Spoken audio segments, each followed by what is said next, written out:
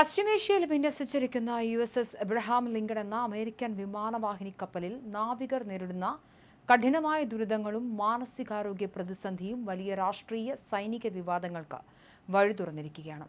Middle ഈസ്റ്റിൽ ഇറാനെതിരായ സൈനിക നടപടികളുടെ ഭാഗമായി വിന്യസിച്ചിരിക്കുന്ന ഈ കപ്പലിലെ 5000-ഓളം വരുന്ന ജീവനക്കാർ 240-ലധികം ദിവസങ്ങളിലായി തുറമുഖങ്ങളിൽ ഇറങ്ങാൻ സാധിക്കാതെ കടലിൽ തന്നെ തുടരുകയാണ്.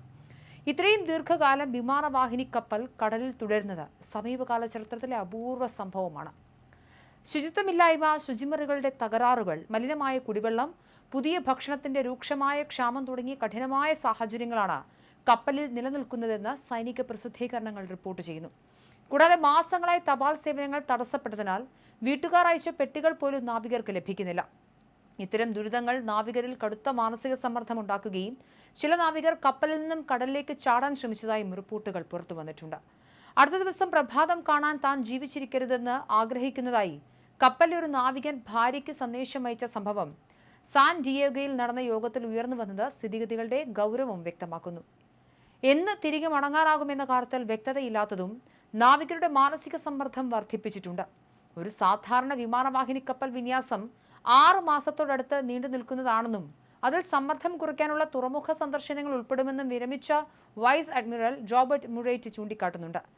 ലിങ്കൺ കപ്പൽ തുടർച്ചയായി യുദ്ധമേഖലയിൽ തന്നെ പ്രവർത്തിച്ചതിനെക്കുറിച്ച് അദ്ദേഹം പറയുന്നത് ഒരു ജീവനക്കാരെ സംബന്ധിച്ചിടത്തോളം അത് വളരെ ബുദ്ധിമുട്ടുള്ള കാര്യം തന്നെയാണ് എന്നാണ്. പ്രമുഖ ഡെമോക്രാറ്റിക് നേതാക്കൾ വിഷയത്തിൽ പെന്റഗണിനോട് അടിയന്തര അന്വേഷണം ആവശ്യപ്പെട്ടു. കൃത്യമായ യുദ്ധ ആസൂത്രണം ഇല്ലാത്തതാണ് ഏറ്റവും പ്രധാനപ്പെട്ട പ്രശ്നമെന്നതാണ് ചൂണ്ടിക്കാണിക്കപ്പെടുന്നത്. ഭരണകൂടത്തിന്റെ യുദ്ധാസൂത്രണത്തെയും നാവികരോടുള്ള നിലപാടിനെയും രൂക്ഷമായി വിമർശിച്ചുകൊണ്ട് ഡെമോക്രാറ്റിക് പ്രതിനിധികൾ രംഗത്തെത്തിയിട്ടുണ്ട്. അരിസോണയിൽ നിന്നുള്ള ഡെമോക്രാറ്റിക് സെനറ്റർ റൂബൻ ഗെലഗോ ABC ന്യൂസിന്റെ ദിസ് വീക്ക് പരിപാടിയിൽ പറഞ്ഞത്, ഞാൻ 3 ദിവസം മുൻപ് ഒരു ലിങ്കൺ ക്രൂ അംഗത്തിന്റെ പങ്കാളിയോട് സംസാരിച്ചു. ഇപ്പോൾ ഇതാണ് നിലവിലെ പ്രശ്നം. ഇവിടെയുള്ള വളരെ ആഴത്തിലുള്ള പ്രശ്നം എന്തെന്നാൽ ഈ ഭരണകൂടം ഈ യുദ്ധത്തിനായി പദ്ധതി ഇട്ടിരുന്നില്ല എന്നതാണ്. ഈ യുദ്ധത്തിൽ നിന്ന് എങ്ങനെ പുറത്തു കിടക്കണമെന്ന് പദ്ധതിയില്ല. കൂടാതെ ഈ യുദ്ധം എങ്ങനെ വഷളാകുമെന്ന് ശരിക്കും മനസ്സിലാക്കിയിരുന്നില്ല എന്നതും അദ്ദേഹം എടുത്തു പറയുന്നുണ്ട്. US സൈനിക വെറ്ററനായ മേരിലാൻഡ് ഗവർണർ വെസ് മൂർ CNN-ന്റെ the State of the Union പരിപാടിയിൽ പറഞ്ഞത്, അമേരിക്കൻ പ്രസിഡന്റിന്റെ പ്രതികരണം എന്നെ ദേഷ്യം പിടിപ്പിക്കുന്നു. നമ്മെല്ലാം ദേഷ്യം പിടിപ്പിക്കേണ്ടതുണ്ട്. അദ്ദേഹം ഒരിക്കലും മുന്നണിയിൽ പ്രവർത്തിക്കാത്തതിനാലും ഒരിക്കലും യൂണിഫോം ധരിക്കാത്തതിനാലും ഈ രാജ്യത്തിനായി ത്യാഗം സഹിക്കാത്തതിനാലും അതിന് തയ്യാറുള്ള ആളുകളോട് അദ്ദേഹം കൂടുതൽ സഹതാപം കാണിക്കുമെന്നും ഈ രാജ്യത്തെ വളരെയധികം സ്നേഹിക്കുന്നതുകൊണ്ട് തങ്ങളുടെ പ്രിയപ്പെട്ടവരെ ഈ രാജ്യത്തിന് സമർപ്പിക്കാൻ തയ്യാറുള്ള കുടുംബാംഗങ്ങളോട് കൂടുതൽ സഹതാപം കാണിക്കുമെന്നും ഞാൻ പ്രത്യാശിക്കുന്നു എന്നാണ്.